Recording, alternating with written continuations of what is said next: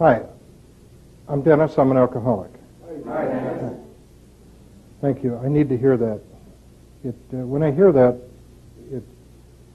it makes me feel real comfortable. Of course, probably like most people that would have the opportunity to stand up and speak before a group, there's some fear with that. And when I say that my name is Dennis, I'm an alcoholic, and you say, hi, Dennis, I go, oh, it's like I'm home, and the fear goes away. Okay, what I'd like to talk about now is really my favorite topic, and it has to do with the promises, really the promises of AA. And that's what I'd like to talk about, maybe from a little different perspective, in terms of some of the things I think are going on with people. Now, why stay straight? If this is such a powerful disease, then something is going to need to happen to get us through that. Why do it? And that's what I'd like to talk about. In most of the time, I know in treatment,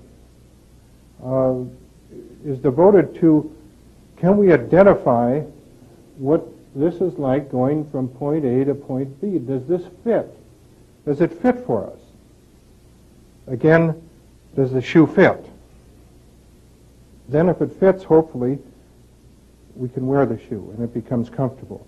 That's what most of the time is spent on in, for example, a treatment setting. Now, what is it like to go from point C to point D, wherever point D is? What's happening here? And it doesn't really matter where point C is. It doesn't have to be here. It can be here or here, anywhere along here. Remember, point A is like being a little bit pregnant. I love to see somebody in their 20s come into treatment and graduate. It's a powerful time. And get a hold of the same kind of concepts that I didn't get a hold of till when I was 40. I sometimes say, oh God, if I could only got a hold of this when I was 21, 22, 23, if I could have only gotten this message then. And I know we say, don't look at the past, live for it, it's a day at a time and so forth, but every once in a while that goes through my mind. If only I could have. So, again, and somebody certainly in their 20s can be at point B down here, but it really doesn't matter where the bottom is. That's the important thing. What's going on between point C, wherever it happens to be, and point D is a learning experience. And we're unlearning the old stuff and learning the new stuff at the same time. And what keeps us straight are the payoffs in being straight. If you weren't seeing any payoffs in being straight and couldn't relate to any of that, why the hell be straight, right? So if you can't experience some of that, then the more of that we get, the more we want to. And the progression going up this way, remember we talked about this is not an even line, it's kind of jagged all over the place, and so is this. Sometimes it might seem like we're in the Sahara Desert, and you say, where the hell is all this growth stuff I've been hearing about? I seem to be stuck or something. And then something will come along in your life, something that will trigger an acceleration again. Something's happened to trigger that, to get you going again. I recall when I first sobered up and got out of treatment, I hadn't worked in a long time, and somebody suggested maybe I should get a job. I said, well, yeah, that would be good, wouldn't it? I was deathly afraid of going home and sitting by the television set watching game shows again. So I got a job driving a cab. And I remember one night I was at the cab stand. It got to be about the time of the AA meeting. We had a policy that at that particular meeting, if we couldn't make it to the meeting, we needed to call and tell them that we wouldn't be there. That was the policy of the group. Good policy, I think. And then they take the roll, and so-and-so was there. Have we heard from so-and-so? And they say, yeah, he called me. He's okay. And so that's what we did. And I was sitting at the cab stand out at the airport. And I was fourth up, and I've been stuck there a long time. I was going to miss the meeting. I didn't want to invest another hour and a half in that cab stand. So I got out, and I went over to the payphone, and I called the squad, and I said, I won't be there tonight. whoever was on the other end of the phone says, "Oh, Dan, that's too bad, because," get this now, "because we really need you." Now, something happened to me. I went back to the cab and I sat down. Maybe I was feeling a little melancholy, not being to the meeting or something, and I just started to cry. Something triggered. Up until then, maybe I never in my dreams had thought that these people could need me. They seemed to have their shit together pretty well, and I didn't, right? So I was maybe comparing myself, but something occurred to me then that triggered that God, maybe they do need me. And I think that permitted some more growth. And it's like coming back from northern Minnesota, and we drove by the Legion Club up by the lake. I put a room addition on our cabin that was in foreclosure with my tip money from driving cab, if that makes any sense. We were coming back, and the kids were in the back of the station wagon, and they used to sit for hours outside that Legion Club and wait. And the first time I drove back by the Legion Club, the kids started to applaud. Yay! And I started to cry because I was getting in touch with the effect I had on those kids. They were applauding because I didn't stop. And then they said, "What are you crying about, Dad?" Some things come along that permit this growth again. And I was in touch with that was real. Now, what's happening in this whole process, I think, I have some ideas on anyway, and I'd like to, if I may, just discuss it. If we take this chart here, and this is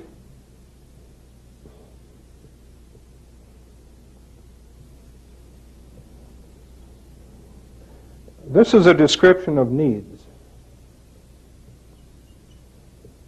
And I didn't invent this. Somebody named Maslow did, and it's probably the most commonly used description of human need, the Maslow hierarchy of needs. Big word. Okay. Down here we start with physical. Physical needs. Need to be safe. Safety. Maslow talks about the social need. Self-worth is a need. And a big one, big word called self-actualization.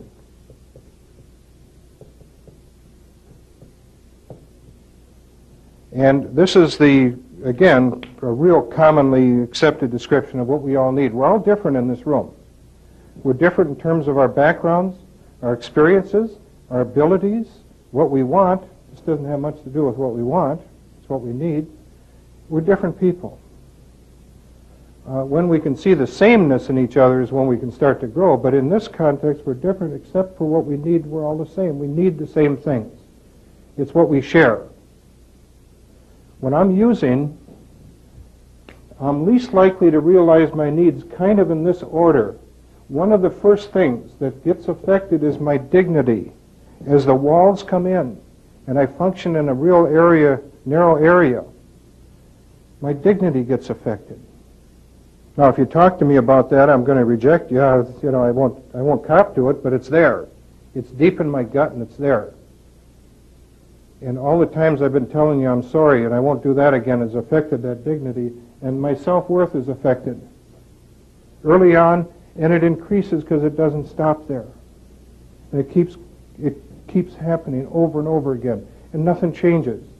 My social life, what social life I have, my friends, it turns out aren't really friends anyway.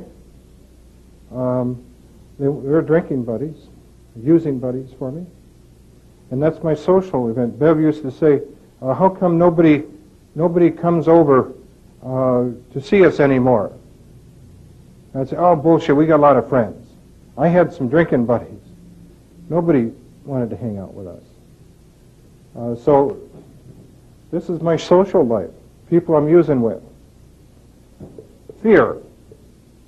Again, fear, I believe, is the number one feeling problem of most people are chemically dependent. It's the opposite of the need to be safe and secure. It's fear.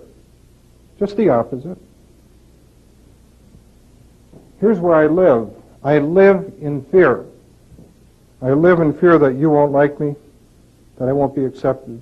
I live in fear of dying. One time I announced to the kids that I'm going to die. Kids, little kids, they started to cry. Oh, you're not going to die, Dad. Yeah, I'm going to die. Where did that come from? Every area of my life. Now, the basic need, food, shelter, and clothing, of course. If my wife didn't work, where would I get my food, shelter, and clothing? A basic need. Now, these needs can be used in other contexts as well. For example, work. Why work? Anybody? Why? What's in it to work? Why do you do it? Why do you want to do it? Survive. That's here, right? To survive, food, shelter, clothing. Can you get any other need met out of what you do for a living? Can you? Is there any benefit? You know, if a boss just says, God, you're doing a great job, you're afraid about being fired, a boss, you know, if a boss said to me, Dennis, I want to talk to you on Monday morning, and it was Friday afternoon, what the hell do you think my weekend was like? You know, geez, what's the boss want now? You know, paranoia. You cocaine people don't have a corner on paranoia. Us alcoholics have that too, you know, right? Paranoia. Something has never changed. They're getting a letter from a registered letter on a Friday afternoon, registered. Can't get it till Monday morning, right? Wonder what that's about now, right? Okay. But food, shelter, clothing. Eventually I need to rely on somebody else to take care of me. In my case, it was my wife. Or else I would have been somewhere else getting somebody to take care of me. Now, I believe it's like an elevator. We get off on the second floor, the first floor, or the main floor, and the basement. It doesn't matter where we get off this elevator. Anywhere along here. In my case, I got back on the elevator down here, and I got a job driving a cab. And I remember I took the cab downtown, and I picked up a woman at the department store, and she got in the cab, and she said, told me where she was going. I brought her home, and she had some packages, and she got out. She paid the cab fare, and she gave me 35 cents, 35-cent tip. And I remember sitting there looking at that 35 cents, and I started to cry. I felt good.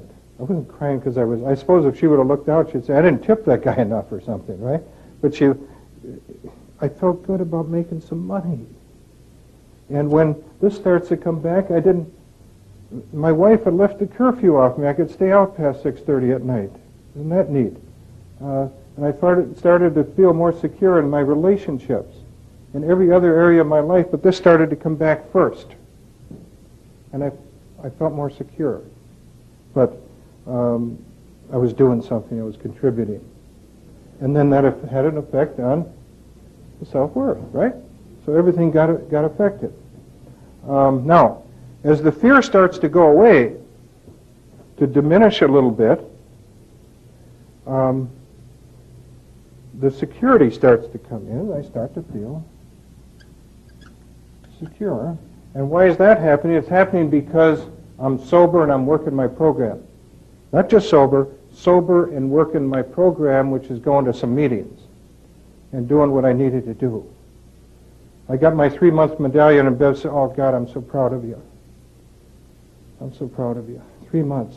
A guy in AA had 22 years or something, said, hey, hang in there. It gets a lot easier and a lot better, too. You're just getting started.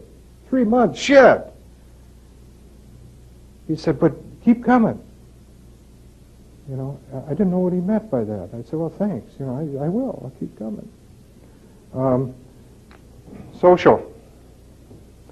Every single area of the fear that had been affecting my life in terms of relationships, in terms of financial, in terms of diet and my physical well-being, in terms of job or career, all of that started to go away. I took one day and I went around and talked to all the bill collectors.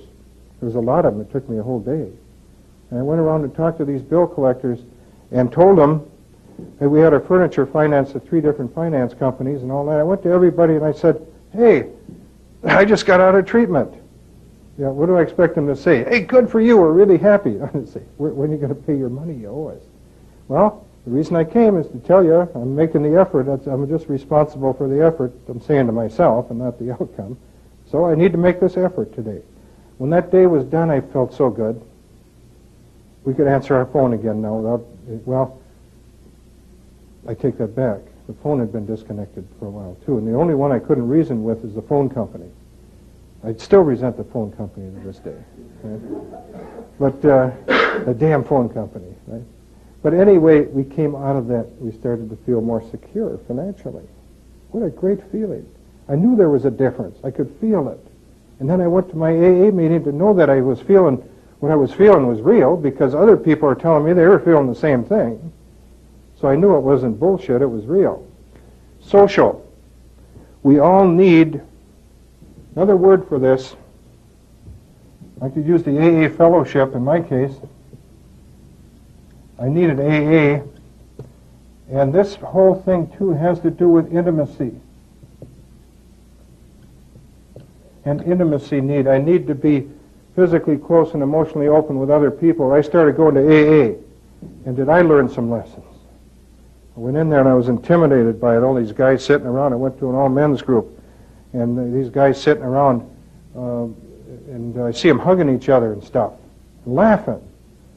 I went in there, I parked the cab outside and went in and sat down and kept my mouth shut and listened. And there's a guy sitting on the end of the couch. His name is Bobby. And I'd like to tell you about Bobby. He intimidated me too. But he came up to me after the meeting and he said, "What's your name?" And I said, "Dennis." And he said, "Keep coming, Dennis." He said, "I wish you would have said some more. Tell us who you were or something." He didn't say anything. The next time, you come next week and tell us who you are, will you? I said, "Yeah, okay, Bobby. Yeah. Good, we'll see you." Oh, he said, "Before I go, here's a little book." It was a book on acceptance. He said, "Read this." I said, "Yeah, okay." All right. Did I go back the next week? Yeah, there was an attraction there. And I went back and I kept going back. And I found some things that I'd never found in my life. Never, ever experienced in my life. When I was, I don't know how long I was sober, but Bobby came to see me one morning, and he said, "Den," he said, "you got a cup of coffee?" I said, "Yeah, Bobby." We gave each other a hug. And he said, "I'm sober 10 years today. It's my anniversary, and I've taken the whole day off, and I'm going around seeing everybody I love, and I'm starting with you, you fat son of a bitch, first, and telling you how much you meant to me." Wow. Right? And it dawned on me after Bobby left, after he left, that he was the first man in my life that ever told me he loved me. I was 40 years old. He was at an AA meeting, about my third or fourth meeting.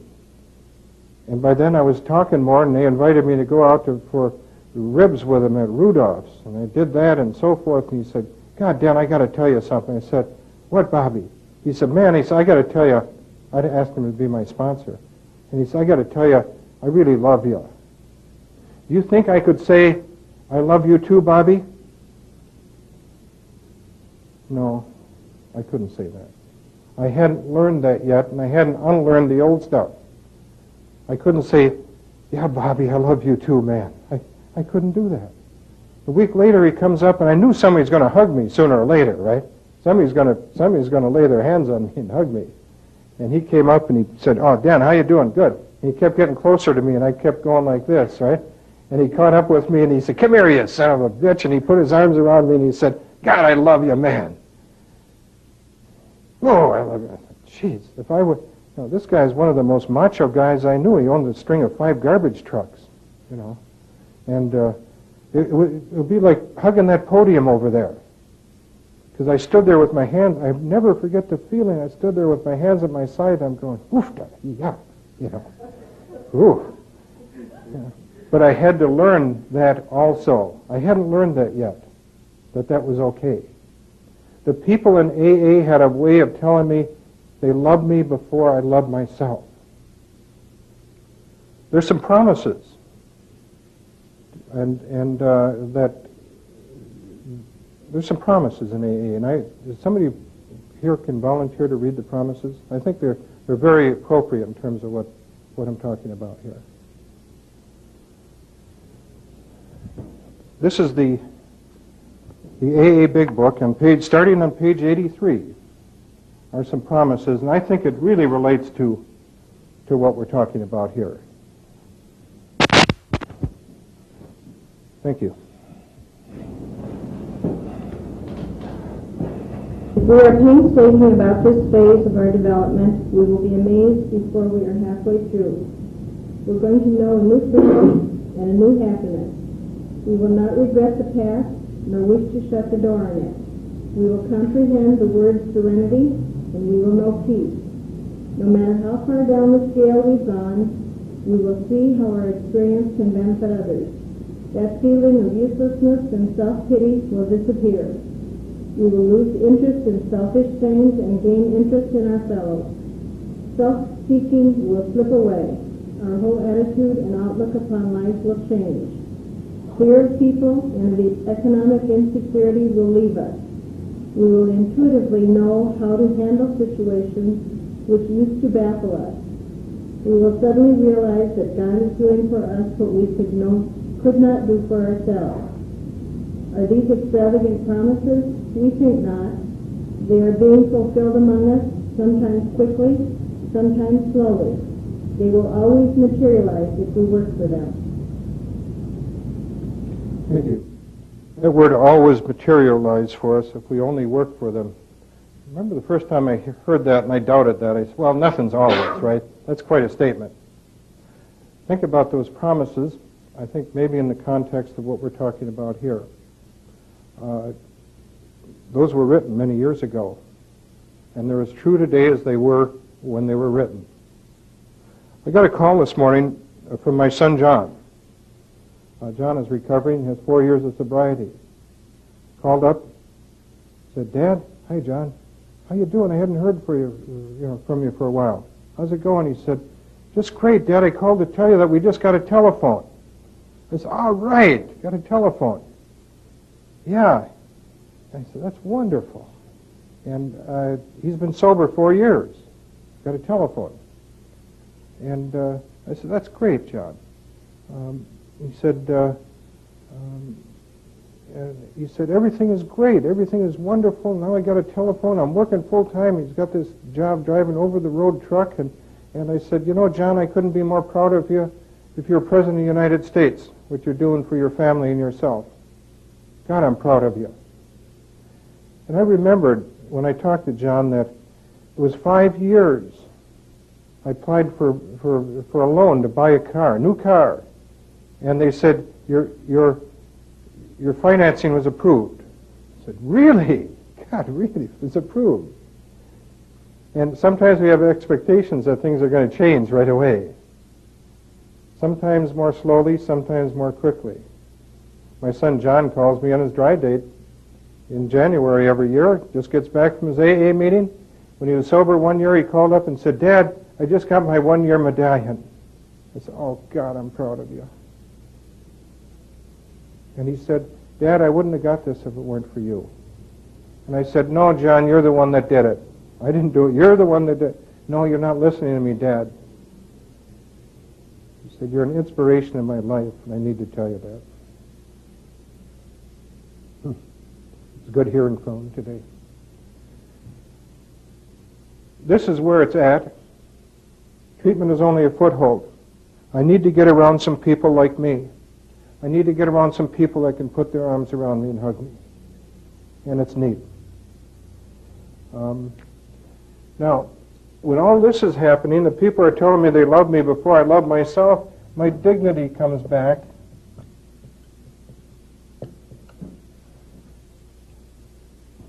John reminded me today of when I was sober for 5 years. He said, Dad, you remember when you were sober 5 years?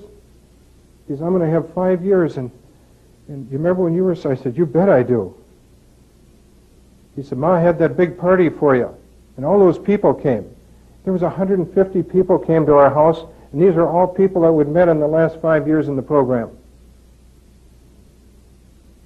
God, that was neat. Did I need it? Yeah. Oh, I needed that. The doorbell would ring and the dog would bark and there'd be somebody else with a serenity plaque. You know.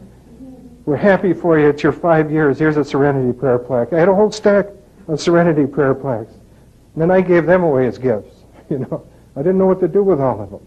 But it was neat. And when the last of those people had left that night and said goodbye to all of them, and it was such a beautiful day, and I told Bev, don't have a party for me. So I'm only doing what I should have been doing all along anyway. And she did. She had the party. And I sat there and I just broke down. I need it. When I was sober 10 years, she had another party. All these people and some more came. I think maybe as a sign of my growth or something, I cried when they were all there. It was so neat. My sponsor gave me my 10-year medallion. A silver one, yes. Yeah, I value that. When we don't tell somebody that we're sober for 1 week or 30 days or 90 days or 6 months or 3 months or 1 year, when we don't tell people that, we not only deprive ourselves, but we deprive them. And I've got to see you doing it or I couldn't do it. The fellowship of AA saved my life and gave me dignity and self-worth and made all this possible for me. And you can say, oh, you did it, Dennis. No, I didn't do it. No. There's something else working here. Things don't happen by accident, and I don't believe that. I get to see this happening and feel it happening for myself. I know it's true. I get to see it happening for people, some of you that are in treatment, and I can see it happening right away. And when you graduate, those are powerful times. You're getting your needs met. And I get to see that. I get to see it with my friends in AA. People that include us in what they're doing. We're going to a movie. Come on along. Yeah.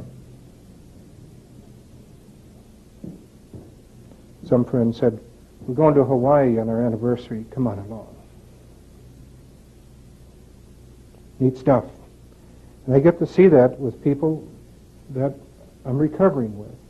And I get to see it especially in my own family. I mentioned John. God, I'm proud of him.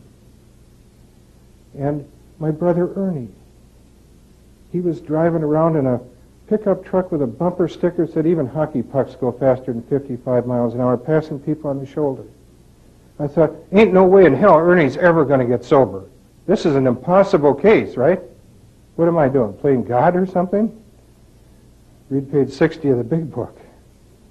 Yeah, something working in his life too, and he's sober for, I don't know, 15 years or something now. I'm proud of him. My sister Karen was on Quaaludes. She's sober. People in our family, my son John that I mentioned, my wife Bev. I was against her going to treatment. What her sobriety did for our relationship, really powerful. Talk about intimacy. We need to be close with other people. Being sober permits us to do that and work in our program. It's a tremendous need we have. Babies have it. We all need it just because we're not babies anymore. We need it just as much as babies do. To be held and to be close with someone else. Self-worth? Yeah. Dignity? Yes. And I get to see it in people in my own family. My son Peter. There was a kid, I thought, no way could Peter ever get sober. Just like Ernie, no ways. You know, he hadn't worked in 5 years. I go fishing with him. He'd be laying on the living room floor from the night before, all kinds of drugs and so forth. And I'll tell you the story quickly. I was going fishing with the grandkids. And I sent one of them into the bar to tell Peter we were going fishing, ice fishing. And he came out from the bar and he said, how you doing, man? Pissed me off. I said, okay, how you doing? Beautiful, man. Everything is just beautiful. I said, no, it isn't. Your life is a waste. Your life is a waste and you're dying and you don't know it. And I'm ashamed of you. See, I never said that before to him. Didn't want to drive him away. And it's sometimes easier to deny someone else's problems than it is our own. He came around, sat next to me in the front seat of the car, and he put his arms around me. He started to cry. He said, I know I'm screwed up. And I couldn't say. I was dumbfounded. I didn't know what to say. I said, I'll talk to you when you're sober. Well, to make a long story short, he went through treatment and got sobriety. And it was wonderful. And his wife, Patsy, had the same dry date. Powerful stuff. I could look in the eyes of my own grandchildren, and I could see my own childhood. I looked at them, and I could see the hollow look. I could see they were dirty. I could see they were afraid, and I could see they were taking care of each other. And I could see what was happening in their life, and it broke my heart. Hindsight is a wonderful thing, to be able to look back at things, you know. And it broke my heart to see that. He was looking through a mirror at my own childhood. God, I was... And they got sobriety. They both had the same dry date. Till a couple of years later. And my grandson, P.T., was down on the dock. We were all up at the lake, and he wasn't playing with the rest of the kids. And I went down, and I said, what's the matter, P.T.? Because he looked like he used to look. And he said, well, Grandpa, you know, my mom's drinking again. I said, I know, P.T. I could tell. Right away. Want to see the effect? Talk to the kids. Thank God she's sober today. Things are wonderful, and they're getting their needs met, and I know this is what's happening in their life. I know it. I can see it. And I could be part of it. The most powerful thing I ever heard in my life, probably will never hear anything that will equal this. I'll never forget it. Came from my grandson, P.T., when he was 5 years old. It was their first Christmas of being sober. And I went up with some presents. And I was sitting there watching Johnny Carson one night when I got there. P.T. had waited up for me. And he was sitting on my lap with his pajamas on. And he said, guess what, Grandpa? And I said, what, P.T.? And he said, my mom and dad don't drink no more. Yeah. Why? And then he said, why are you crying, Grandpa? Powerful. Bethany, their 8-year-old, we drive by the Legion Club, we drive by the town hall, and she says, 5 miles later, you know what, Dad? He says, what? She said, there's more cars at the AA Club tonight than there was at Legion Club. Where'd that come from, right? Just talk to the kids. Just talk to the kids and see the effect on the kids. What it was like and what it is now. Powerful stuff. Powerful. Finally, the self-actualization. What's this about? I think it's a culmination of things for those of us that are recovering. I think that there's a lot goes into this. Certainly, what goes into it is the fact that we're not in the shit bag anymore. And all those emotions, those negative emotions, almost all of those, there are some that there is no positive side of, or no other. For example, despair. That's kind of a dead-end street. You can't say much positive on the other side of despair or shame. But the guilt turns to what? Responsibility? All those negative emotions, the opposite happens with these. The resentments turns to what? Instead of resentful, get peace and acceptance and so forth. So all of the negative stuff changes, and we become new people. We live two different lives, literally. So what's happening in here is our needs are getting met in terms of we're not in the shit bag anymore. We have acceptance. We have peace. We have serenity. We are responsible. I know 3 people that I think kind of were there. Maslow says most people don't function there all the time. One guy was a Native American guy, Harold S. The other 2 people were a couple, Stu and Alice. Great people. Harold was run over by a truck, was in a nursing home, real small allowance, in a wheelchair, didn't have long to live. Chronic, late stage, an alcoholic. Was doing more 12-step work out of that wheelchair than anybody I've ever met, working in acute detoxes. And you say to him, and he was incontinent. You'd be around him, you'd maybe have to set some papers out or something, or whatever. And you'd say to him, Harold, how you doing today? And he'd look at you and he'd say, I'm doing just fine. I'm doing really good. Yeah. And there's no question about it, he was. He was. It's almost like he peaked before he got home. Stu and Alice, my God, Stu was 85 years old and had sobered up when he was 50 in AA. Did more 12-step work. Alice died last year, and she wanted to get her 40-year medallion before she died. And she did. She got her 40-year medallion, and she said, I'm ready to join Stu now. I just wanted to get this so bad. We went to their house to see them. A couple, 2, 3 times. I need to be around people like that.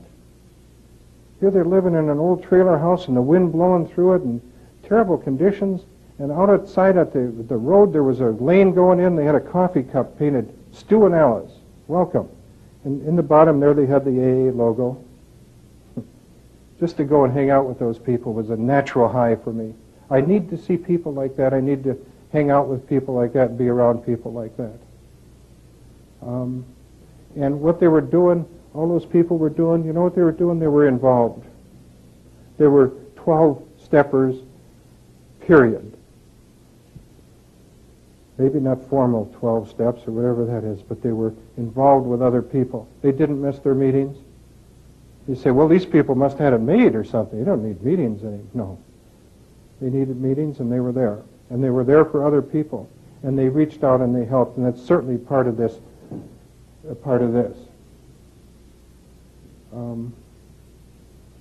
And then I look on the other side, and I can't help, again, but thinking of people like my mother, who died drunk at age 70. You say, well, she was 70. It's not the dying anyway. It's 25 years of her life that was shit.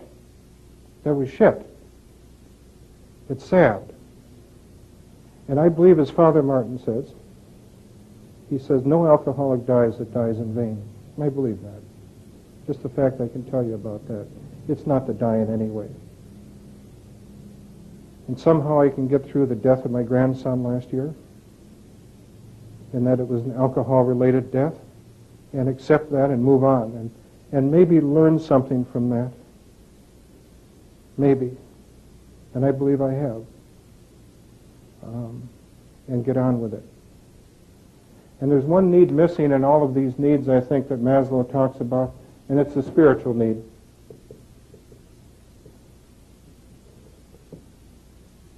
It's the one need that I don't believe there's any limit to. Maybe our relationship can be only so good. Maybe we can only have so much money. One thing in common with Stu and Alice and Harold is they didn't have any money. These people were broke. Does that have anything to do with what we have or how much money? No. It's something else. And the spiritual need.